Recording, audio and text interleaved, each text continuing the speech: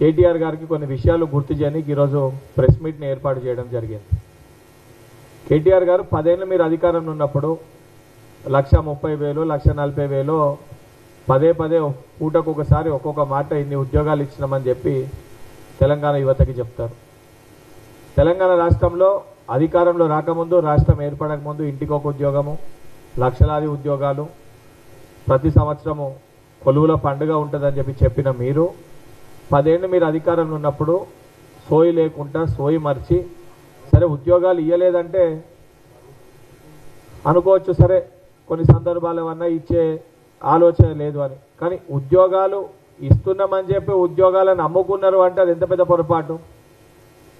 ఉద్యోగాలు ఇవ్వడం కాకుండా ఇచ్చే ఉద్యోగాలను అర్హులైన నిరుద్యోగులకు ఇవ్వకుండా అంగట్లో సరుకులు అమ్మినట్టు అమ్మిండ్రు. పేపర్లు లీక్ చేసిర్రు. పేపర్లు లీక్ 10th క్లాస్కి వెళ్ళి మొదలు పెడితే టీజీపీఎస్సీ వరకు ఇది లీకుల ప్రభుత్వం అనే విధంగా మీ 10 ఏళ్ల బీఆర్ఎస్ ప్రభుత్వం పనిచేసింది. ఇది తెలంగాణలో ఎవరిని అడిగినా కూడా చెప్తారు. ఈరోజు మీరేదైతే మాట్లాడుతూ 10 ఏళ్లలో నిరుద్యోగుల గురించి మీరు పట్టించుకోకుండా ఇవాళ మీరు మాట్లాడుతూ ఒక వ్యక్తిని చంపి ఆ వ్యక్తికి సంతాపం తెలియజేసినట్టుంది మీ వ్యవహారం. 10 ఏళ్లలో నిరుద్యోగులని ఇష్టం వచ్చినట్టు నిరుద్యోగులను ఇబ్బంది పెట్టి, నిరుద్యోగులని బాధ పెట్టి, నిరుద్యోగులు మిమ్మల్ని కలవనీకి వస్తే ఏ సందర్భంలో కూడా మాట్లాడకుండా, సమయం ఇవ్వకుండా, వాళ్ళు ధర్నా చేసుకోవాలంటే చిక్కడపల్లి సెంట్రల్ లైబ్రరీ ఆ దగ్గరికి వెళ్ళి ఇందిరా పార్క్ దగ్గరికి వెళ్దామంటే ఇందిరా పార్క్ దగ్గర ధర్నా చౌకును ఎత్తేసి అనేక రకాలుగా ఇబ్బంది పెట్టిన ప్రభుత్వం మీ ప్రభుత్వం. తెలంగాణలో ఉన్న నిరుద్యోగులందరూ కూడా వాస్తవానికి ఆ ఇబ్బందులన్నింటినీ కూడా మీ మెడలు వంచి కాంగ్రెస్ పార్టీకి అధికారాన్ని కట్టబెట్టారు. కాంగ్రెస్ పార్టీ అధికారంలోకి వచ్చిన రోజుకెళ్ళి కూడా అనేక సందర్భాల్లో ఈ విషయం చెప్పడం జరిగింది. మళ్ళీ ఈరోజు కూడా చెప్పాల్సిన పరిస్థితి వచ్చింది కాబట్టి మళ్ళీ వివరిస్తున్నా.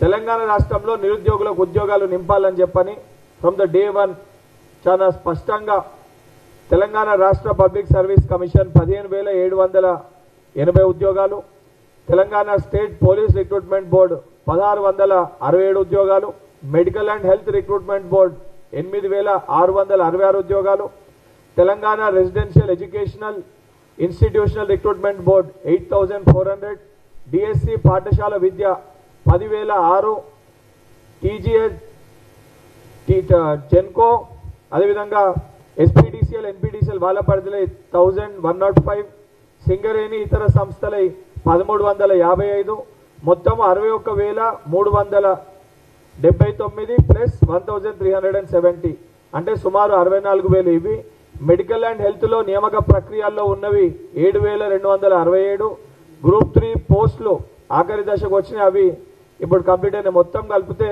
సుమారు 70,000 పైచిల్కు కొలువులు అనేటి చాలా స్పష్టంగా ఈ డాక్యుమెంట్లో కూడా చాలా క్లియర్గా ఎన్ని ఉద్యోగాలు ఇచ్చినామని చెప్పి పదే అంటే ఉద్యోగాలు ఇవ్వడమే కాదు, ఉద్యోగాలు ఇచ్చినప్పుడు కొలువుల పండగ ఏ విధంగా జరిగింది, ఏ విధంగా ముఖ్యమంత్రి గారు స్వయంగా తెలంగాణ రాష్ట్రంలో నియామకాలు వారి చేతుల మీదుగా యువతకు అందించి ఒక భరోసాని కల్పించిండ్రు. ఇవన్నీ ఒక చోట కాదు, ప్రతి చోట చాలా క్లియర్గా తెలంగాణలో ఉన్న యువత అందరూ కూడా తెలంగాణ రాష్ట్రంలో ఉద్యోగాలు వస్తాయని చెప్పని అన్ని రిక్రూట్మెంట్స్ బోర్డుకి సంబంధించిన అఫీషియల్ అథెంటిక్ డేటా ఎప్పటికప్పుడు పత్రికా విలేకరుల మీడియా సమక్షంలో ప్రతి పేపర్లో కూడా చాలా క్లియర్గా అన్నిటిపైన స్పష్టత ఇచ్చి ఇవ్వడం జరిగింది. దానితో పాటు గ్రూప్ 4కి సంబంధించిన 9,000 పోస్టులు. ఇవన్నీ కూడా నియామకాల్లో స్వయంగా ముఖ్యమంత్రి గారి చేతుల మీదుగా ఎందుకు ఇవ్వాల్సి వచ్చింది? 10 ఏళ్ళు మీరు అధికారంలో ఉన్నప్పుడు తెలంగాణ రాష్ట్రంలో కేవలం ఉద్యోగాలంటే నోటిఫికేషన్ ఇవ్వడం మటుకే, కానీ నియామక పత్రాలు ఇవ్వరు అనే ఒక ధైర్యాన్ని, భరోసాని తెలంగాణ రాష్ట్రంలో ఉన్న నిరుద్యోగ యువత ఆ కంక్లూజన్కి వచ్చేసిండ్రు. ఆ పర్సెప్షన్ని చేంజ్ చేయడానికి తెలంగాణ రాష్ట్రంలో నోటిఫికేషన్ వస్తే 3 నెలలు లేదా 6 నెలలు తిరిగే లోపల నియామక పత్రాలు ఇచ్చి ఒక నిరుద్యోగిని ఉద్యోగిగా మార్చితేనే ప్రభుత్వం అది ఉద్యోగం ఇచ్చినట్టు చెప్పుకుంటుందని ఒక పరిస్థితిని, ఆ స్టాండర్డ్ తీసుకురావాలని చెప్పి స్వయంగా ముఖ్యమంత్రి గారు క్యాబినెట్లో అందరూ కూడా కొలువుల జాతర తెలంగాణలో లాస్ట్ 2 ఇయర్స్లో జరిగిన మాట వాస్తవం. కొన్ని విషయాలు మీకు కూడా తెలుసు. ఈరోజు ఇతర రిక్రూట్మెంట్ బోర్డుకి సంబంధించి కొన్ని రిక్రూట్మెంట్స్ బీసీ రిజర్వేషన్ ఎస్సీ వర్గీకరణ వల్ల కొద్దిగా ఆలస్యమైంది, బీసీ రిజర్వేషన్ వలన కొద్దిగా ఆలస్యమైంది. మరి నిజంగా ధైర్యం ఉంటే నువ్వు చెప్పు, ఎస్సీ ఎస్టీ బీసీలకి రిజర్వేషన్ ఇవ్వకుండా నోటిఫికేషన్లు ఇచ్చేసేయండి అని చెప్పి ధైర్యం ఉంటే ఆ రకంగా బయటకు వచ్చి మాట్లాడు. ఇప్పుడు అందరికీ తెలుసు చాలా క్లియర్గా స్పష్టంగా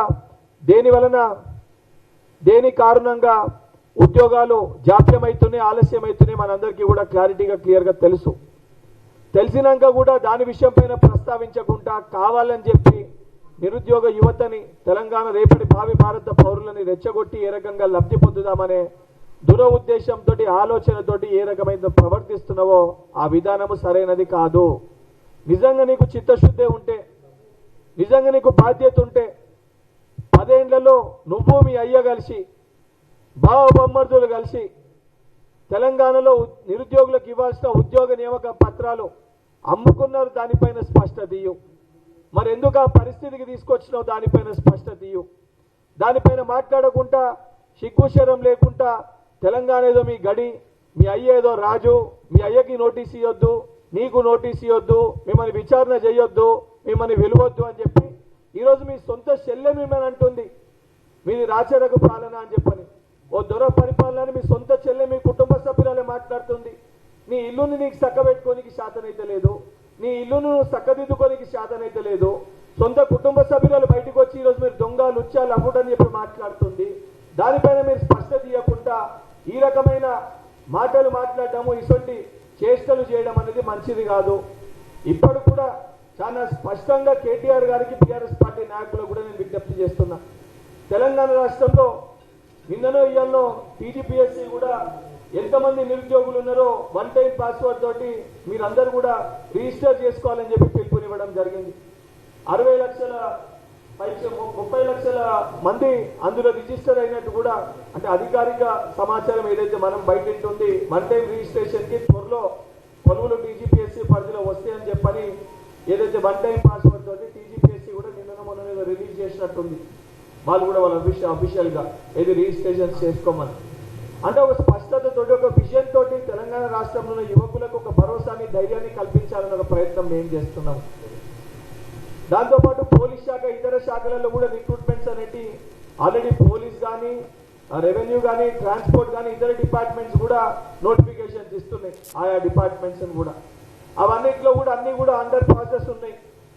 అండ్ పోలీస్ డిపార్ట్మెంట్ కూడా మరొక పెద్ద రిక్రూట్మెంట్ చేస్తామని చెప్పి వారు కూడా 14,000 ఉద్యోగాలు రిక్రూట్ చేస్తామని చెప్పి వారు కూడా మాట్లాడటం జరిగింది. ఇవన్నీ చెప్పినాక కూడా దేనికోసం రెచ్చగొడుతున్నావు, ఎవరిని రెచ్చగొట్టే ప్రయత్నం చేస్తున్నావు? 10 ఏళ్ళు మరి నీకు సోయి ఉంటే నువ్వు ఎందుకు మాట్లాడలేదు? 10 ఏళ్ళు పేపర్ లీక్ అయితే కనీసం టీజీపీఎస్సీని కూడా ప్రక్షాళన చేయలేదు. పాపం ఆ రోజు ఒక చెల్లి ఆత్మహత్య చేసుకుంటే వాళ్ళ కుటుంబ సభ్యుల్ని పిలిపించి వాళ్ళ కుటుంబ సభ్యుల్ని పిలిపించి వాళ్ళ అన్నని వాళ్ళ అమ్మని వాళ్ళని పిలిపించి మాట్లాడి ఈరోజు వాళ్ళ కుటుంబం అంతా బాధపడుతుంది. ఆ రోజు మమ్మల్ని మంత్రులతోటి వాళ్ళందరితోటి ఎత్తుకొచ్చి ఇబ్బంది పెట్టి వీడియోలు తీపించారు అని ఇయ్యాలకు కూడా పాపం వాళ్ళ తమ్ముడు వచ్చి కలుస్తూ ఉంటాడు. అన్న ఆ రోజు మోసం చేసారు మమ్మల్ని ఇబ్బంది పెట్టారు అని చెప్పారు. తెలంగాణ నిరుద్యోగ యువత కూడా నేను విజ్ఞప్తి చేస్తున్నా, ఇది మీ ప్రభుత్వం, మీరు తెచ్చుకున్న ప్రభుత్వం, మీకోసం ఏర్పడిన ప్రభుత్వం, మన భవిష్యత్తు కోసం ఆలోచించే ప్రభుత్వం. ఒక మంచి ముఖ్యమంత్రి మనకున్నారు, ఒక విజనరీ లీడర్ మనకున్నాడు. గతంలో కేటీఆర్ ఏం ప్రమోట్ చేస్తుండే తెలంగాణ రాష్ట్రంలో? డ్రగ్స్ని అమ్మే వాళ్ళు కేటీఆర్ దోస్తులు, డ్రగ్స్ని సేవించే వాళ్ళతోటి కేటీఆర్ దావత్ చేసుకునేటోడు. ఈరోజు మన ముఖ్యమంత్రి గారు విదేశాలకు వెళ్ళి ఎంత చదువుకున్నా ఇంకా చదువుకోవాల్సిన అవసరం ఉంటుంది, చదివే ప్రాధాన్యత అనే దిశగా ఈరోజు ఒక మెసేజ్ ఇచ్చే ప్రయత్నం చేస్తారు. క్రీడలు ముఖ్యము, మద్యానికి దానికి బానిసలు కావద్దు, క్రీడలు ఆరోగ్యానికి ముఖ్యమని చెప్పి మెస్సీ గారితో ఫుట్బాల్ మ్యాచ్ ముఖ్యమంత్రి గారు ఒక స్పిరిట్, ఒక ఇన్స్పిరేషన్ తెలంగాణలో యువతకి ఇవ్వడం జరిగింది. ఇవన్నిటినీ జీర్ణించుకోలేక తట్టుకోలేక ఈ దొంగలు మాట్లాడుతారు. ఈ దొంగలు 10 ఏళ్ళు మన పట్ల ఏ రకంగా వ్యవహరించారో మనం ఒకసారి ఆలోచించాలి. ఈ దొంగల మాటలు నమ్మితే మన పరిస్థితి ఏ రకంగా ఉండే మనం ఆలోచించాలి. ఇది మీ ప్రభుత్వము, తప్పనిసరిగా అతి త్వరలో ఇవన్నీ డిపార్ట్మెంట్ సంబంధించి ఆ రిజర్వేషన్స్ దానిపైన కూడా మాట్లాడి నెక్స్ట్ బడ్జెట్ సెషన్ లోపల తప్పనిసరిగా సంపూర్ణ విశ్వాసం నమ్మకం నాకుంది ముఖ్యమంత్రి గారు ఈ ఉద్యోగాల పైన ఒక భారీ ప్రకటన తప్పనిసరిగా చేస్తారు. అండ్ ఏ సమయంలో ఏ రకంగా వస్తుంది కూడా స్పష్టత ఇస్తారు. ఈ దొంగల మాటలు నమ్మి వీళ్ళ మాటల్లో పడి మీరు మీ సమయాన్ని వృధా చేసుకుంటే నోటిఫికేషన్లు వచ్చినాక చదువుకోలేదని చెప్పి బాధపడితే మీరు ఉద్యోగ అవకాశాన్ని కోల్పోయే పరిస్థితి ఉంటుంది. కాబట్టి తెలంగాణలో యువకులకి ఏదైతే రేపటి తెలంగాణ భావి భారత పౌరులకు నేను ప్రతి ఒక్కరికి పేరు పేరున విజ్ఞప్తి చేస్తున్నా. వాళ్ళు ఏదైతే మాటలు చెప్పి మా హయాంలో ఇచ్చిన నోటిఫికేషన్ మా హయాంలో పెట్టిన ఎగ్జామ్లు అంటే మరి మీ హయాంలో ఇచ్చిన నోటిఫికేషన్ మీ హయాంలో పెట్టిన ఎగ్జామ్లకి మరి నియామక పత్రాలు ఇవ్వడానికి ఏం అడ్డం వచ్చింది? ఎందుకు ఆ రోజు మీకు ఇచ్చే సోయి లేకుండే, ఎందుకు ఇవ్వాలనే ఆలోచన మీకు లేకుండే 2017కి వెళ్ళి మొదలు పెడితే 23 వరకు అంటే 6 సంవత్సరాలు ఒక నోటిఫికేషన్ వచ్చినాక 6 ఇయర్స్ వరకు నియామకాలు ఇవ్వలేదు అంటే నిరుద్యోగుల పట్ల మీ సోయి ఏ రకంగా ఉండే, మీ చిత్తశుద్ధి ఏ రకంగా ఉండే చాలా స్పష్టంగా యావత్ తెలంగాణ సమాజం చూసింది. మేము నియామక పత్రాలు ఇచ్చే ప్రయత్నం చేస్తే కూడా కాళ్ళల్లో కట్టెలు పెట్టి ఆపే ప్రయత్నం చేసినాం. ఈరోజు 70,000 మందికి ఎవరికైతే ఉద్యోగాలు వచ్చినాయి వీళ్ళకు ఉద్యోగాలు రాకూడదని చెప్పి కూడా అడ్డుకున్న వ్యక్తులు టీఆర్ఎస్ పార్టీ నాయకులు కేటీఆర్ అండ్ కంపెనీ. ఈ కేడీ కంపెనీ మాటలు నమ్మకండి. ఈ కేడీ అండ్ కంపెనీ వాళ్ళ ఉద్యోగాలు పోయినాయి కాబట్టి ఈరోజు మనం వాళ్ళకు గుర్తుకొచ్చినాము. 10 ఏళ్ళు వాళ్ళ అధికారం ఉన్నప్పుడు ఏ ఒక్క రోజన్నా కేటీఆర్ కానీ కేసీఆర్ కానీ హరీష్ రావు కానీ వాళ్ళ కుటుంబంలో ఎవరన్నా నిరుద్యోగులను ఉద్దేశించి మాట్లాడినరా ఒక్కసారి మీరు ఆలోచించాలి. ఈరోజు ముఖ్యమంత్రి గారు వారానికి కనీసం ఒక్కసారన్నా తెలంగాణలో యువకులని విద్యార్థులని అదేవిధంగా ఉద్యోగాల పైన ముఖ్యమంత్రి గారు మాట్లాడుతుండ్రు.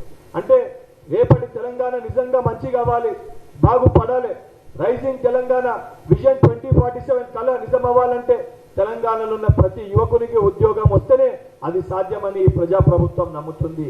అది ఇప్పించాలి, ఇప్పించడానికి అవకాశాలు కల్పించాలని చెప్పి ముఖ్యమంత్రి గారు అహర్నిశలు కృషి చేస్తుండ్రు.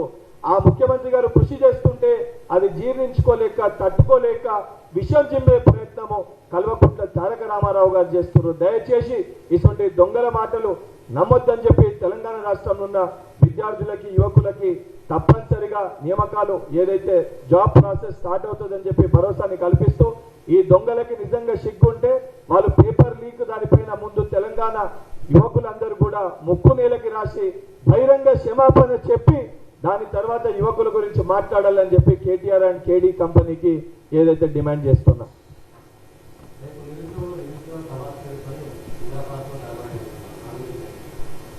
100% ఎవరికన్నా కూడా వారి బాధ ఆవేదన చెప్పుకునే ఒక స్వేచ్ఛ వారికి ఉంటుంది. తప్పనిసరిగా వారి ప్రదర్శనలో వారేదన్నా కొత్త అంశాలని ప్రస్తావిస్తే దాన్ని కూడా తప్పనిసరిగా పరిగణలోకి తీసుకొని దాన్ని పరిష్కరించే ప్రయత్నం చేస్తాం. ఇది ప్రజాప్రభుత్వము. వాళ్ళు ప్రొటెస్ట్ చేస్తున్నారు అంటే చేయకూడదు అని మాట్లాడదు. ప్రతి వ్యక్తి కూడా వారికి ఉన్న ఒక ఆవేశాన్ని బాధని ప్రభుత్వానికి ఏదో రూపకంగా చెప్తే అందులో వాస్తవాలు ఉంటే తప్పనిసరిగా వాటిని పరిగణలోకి తీసుకొని దాన్ని పరిష్కరిస్తాం. ఆ దిశగా పనిచేస్తున్నాం కాబట్టి మా ప్రజాప్రభుత్వం అనే పేరు వచ్చింది. చాలా స్పష్టంగా బీసీ రిజర్వేషన్లు పెట్టకుండా మీరు అడిగే ఏదైతే లీడర్లు ఎవరైతే ఉన్నారో కేటీఆర్ కానీ బీజేపీ పార్టీ నాయకులు కానీ బీసీలకి రిజర్వేషన్ ఇవ్వకుండా నియామకాలు కొత్త నియామకాలని భర్తీ చేయండి అని చెప్పి నిజంగా దమ్ముంటే వాళ్ళని చెప్పమని చెప్పారు. ఈరోజు అడిగేటోళ్ళు ఎవరైతే ఉన్నారో ఆ రిజర్వేషన్ లేకుండా కొత్తగా మీరు లేకుండానే మీరు జాబ్ క్యాలెండర్ ప్రకటించండి అని చెప్పి వాళ్ళని అసెంబ్లీలో ప్రస్తావన పెట్టమని చెప్పండి. ఇమీడియట్గా దానిపైన స్పష్టత ఇచ్చి ప్రకటించే బాధ్యత నేను తీసుకుంటాను ముఖ్యమంత్రి గారి దగ్గర. ఇంత ఓపెన్గా మీడియా ముఖంగా నేను చెప్తున్నా. అవసరం లేదని చెప్పమని చెప్పండి. ప్రకటించగానే రేపు పొద్దున 42% రిజర్వేషన్ ఏమైంది దాంట్లో అని చెప్పి మళ్ళీ వీళ్ళే మాట్లాడతారు. వాళ్ళు ఏ రకంగా కాళ్ళలో కట్టెలు పెట్టే ప్రయత్నం చేస్తారు. ఉద్యోగాలు ఇవ్వాల్సిన బాధ్యత మా పైన ఉంది, రిజర్వేషన్ దాంట్లో అమలు చేయాల్సిన బాధ్యత కూడా మా పైన ఉంది. ఆ దిశగా ప్రభుత్వం ఆలోచిస్తుంది, పని చేస్తుంది. ఆ చిత్తశుద్ధి మాకుంది. కానీ ఈ దొంగలు ఉద్యమ సమయంలో పాపం ఎంతో మందిని ఆ రోజు తెలంగాణ ఉద్యమ సమయంలో బలైంది. ఈ కుటుంబంలో ఎవరు బలిగాలి. మళ్ళీ వీళ్ళు గద్దెనెక్కనికి యువకులను అడ్డం పెట్టుకొని బలి చేసే ప్రయత్నం చేస్తారు. మా యువకులు ఆ రకంగా నమ్మి మోసపోకూడదు కాబట్టి పదే చెప్పిన అంశాన్ని మళ్ళీ కూడా మీడియా ముఖంగా నిరుద్యోగులకు చెప్పే ప్రయత్నం చేస్తున్నాం.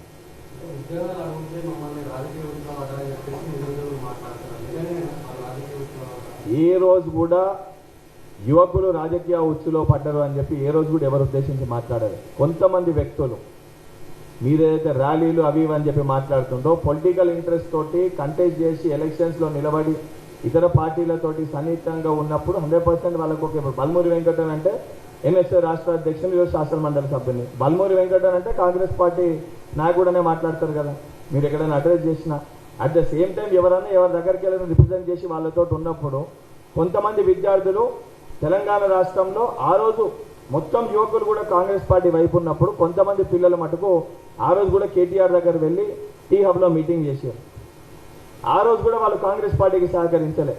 ఆ రోజు కూడా మళ్ళీ బీఆర్ఎస్ పార్టీ రావాలని చెప్పి బీఆర్ఎస్ పార్టీకి ప్రచారం చేసిన వ్యక్తులు ఉన్నారు. వాళ్ళే ఈరోజు మాట్లాడుతారు.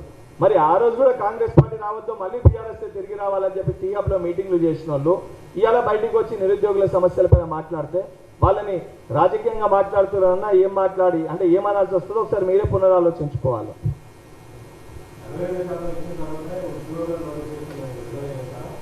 దానిపైన చెప్తున్నా, ఆ రిజర్వేషన్ దానిపైన, ఉద్యోగాల దానిపైన విషయం పైన లీగల్ కాంప్లికేషన్స్ రాకుండా దానిపైన ప్రభుత్వం కసరత్తు చేస్తుంది. అవసరమైతే దానిపైన నెక్స్ట్ జరగబోయే అసెంబ్లీ సమావేశాల్లో, బడ్జెట్ సమావేశాల్లో అంశం పైన కూడా ప్రస్తావించి ఒక కొలిక్కి అంటే మళ్ళీ రాజకీయ పరంగా వచ్చిన దాన్ని మళ్ళీ అడ్డుకునే ప్రయత్నం చేసి మళ్ళీ విమర్శలు రావద్దు. ఎందుకంటే ఒక నోటిఫికేషన్ వచ్చినాక ప్రాసెస్ జరుగుతున్నప్పుడు ఆ చదువుకునే విద్యార్థులకు ఇబ్బంది కలిగే పరిస్థితులు ఉంటే రేపొద్దున మనం ఉద్యోగాలు ఇవ్వడం కాదు, వాళ్ళని ఇబ్బంది పెట్టిన వాళ్ళం అవుతాం. అసలు పరిస్థితి రాకుండా స్మూత్గా ప్రాసెస్ అవ్వాలని ఒక దిశగా ప్రభుత్వము కసరత్తు చేస్తుంది. తప్పనిసరిగా దానిపైన ఏ రకంగానో దానికి ఒక క్లారిటీకి వచ్చి కంక్లూజన్ కూడా ఇవ్వడం జరుగుతుంది. ఇప్పుడు చర్చ మొన్నటి వరకు లోకల్ బాడీ ఎలక్షన్స్ ఉండే, లోకల్ బాడీ ఎలక్షన్స్ పెట్టినంత వరకు పెట్టలే అన్నారు. పెట్టిన సమయానికి పార్టీ పరంగా మేము 42% రిజర్వేషన్ మేము అమలు చేసినాం, అది మా చిత్తశుద్ధి. మరి ఇతర పార్టీలు వాళ్ళు అమలు చేయలేదో వాళ్ళు ప్రకటించిన క్యాండిడేట్లను చూస్తే మనకు అర్థమవుతుంది. అట్ ద సేమ్ టైం ఇప్పుడు కూడా ఇచ్చినాక దాని ఇష్యూని డైవర్ట్ చేసి దాన్ని ఇబ్బంది పెట్టే ప్రయత్నం ప్రతిపక్ష పార్టీలుగా వాళ్ళు చేస్తారు.